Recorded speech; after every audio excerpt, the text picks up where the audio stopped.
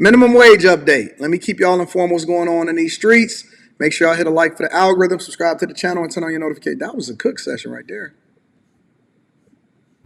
Some fast food employees are seeing a raise to get them up to $20 an hour, and some franchise owners say they're worried about the impact. ABC 10 News reporter Perla Shaheen reveals why the increased wage could both hurt and help the small business owners. Ryan Fagali has 6 businesses in California, but the state's minimum wage increase for fast food workers has him considering other locations. But if it makes more sense for us to go to other states to grow the business, we are more than willing to do so.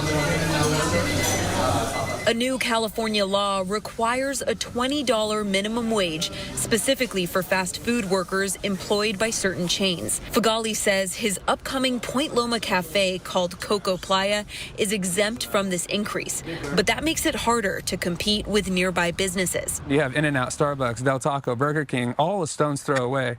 Can we find employees that are willing to take $16.85? On the flip side, Fagali also owns 5 Little Caesars. $16.85. That used to be a good wage. $16.85. And now it's above $20 an hour for a minimum wage. That is crazy to me.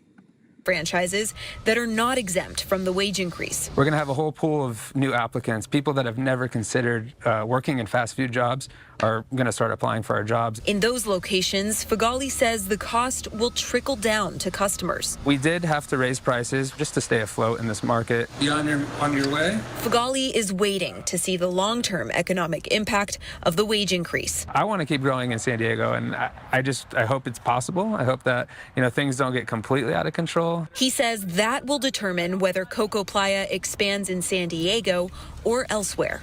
Perla Shaheen, ABC 10 News. So let me pivot for a second. So that's currently what the sentiment is of business owners over in California. They're saying that basically there's starting to be mass layoffs over there. Take a look. Let's bring in California restaurant owner and chef Andrew Gruel. Andrew, good to see you. So, Andrew, make sense of this for me. You're a California guy. If $20 an hour is good for California restaurant workers, why isn't $20 an hour good for Gavin Newsom's restaurant workers? Well, this is classic Newsom, classic California. Yeah. Put another feather in Newsom's hat of hypocrisy. This actually reminds me a little bit of the pandemic, no? Restaurants, Newsom, hypocrisy.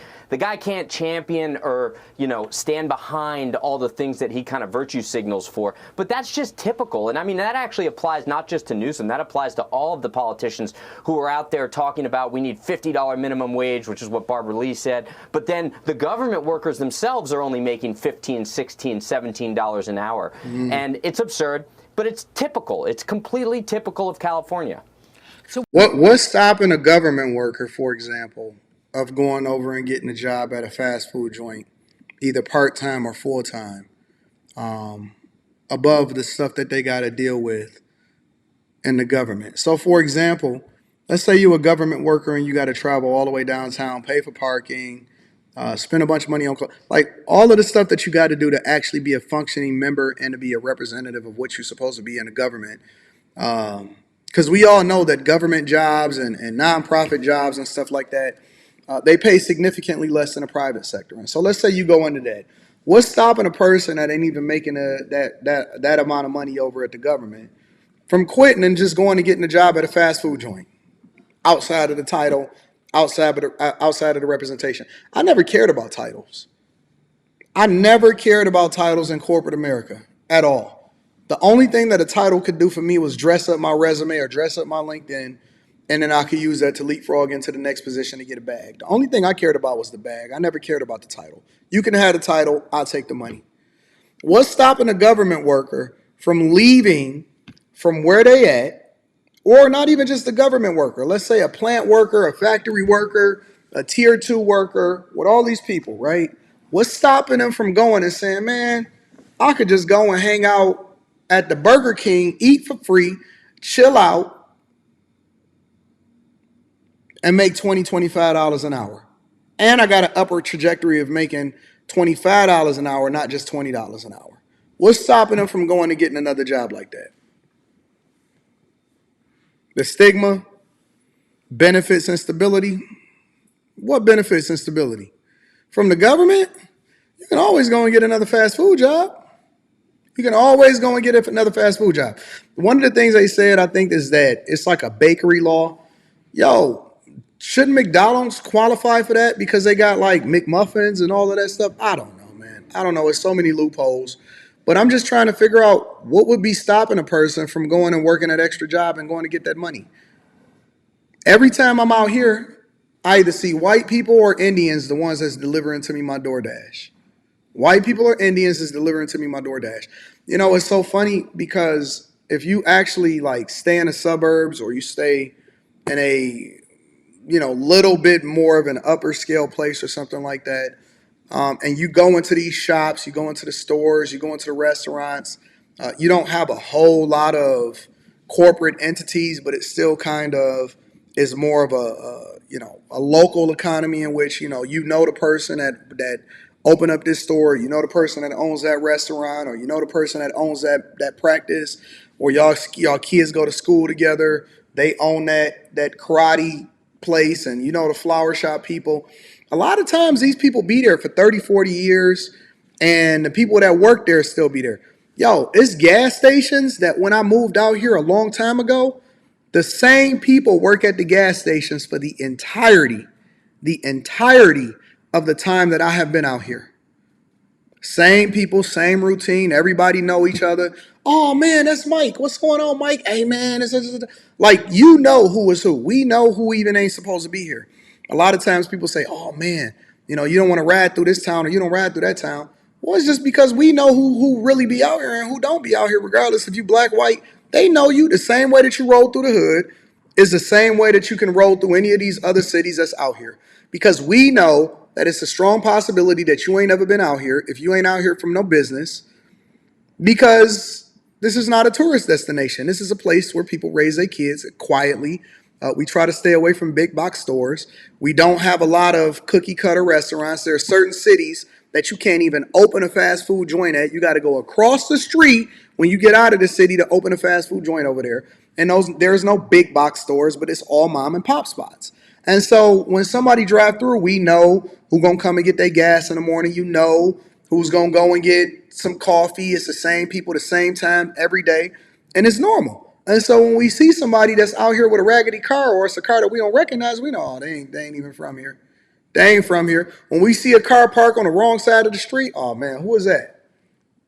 We know the same people that park in the same spots. It ain't even no assigned parking spots, but we know whose spot is who because this person parked there every day and that person parked there every day. Also, we completely changing the landscape of what normal looks like, or at least over there in California, because it's upending what normal looks like across the board. So it's going to be a ripple effect. It's going to affect mom and pop spots.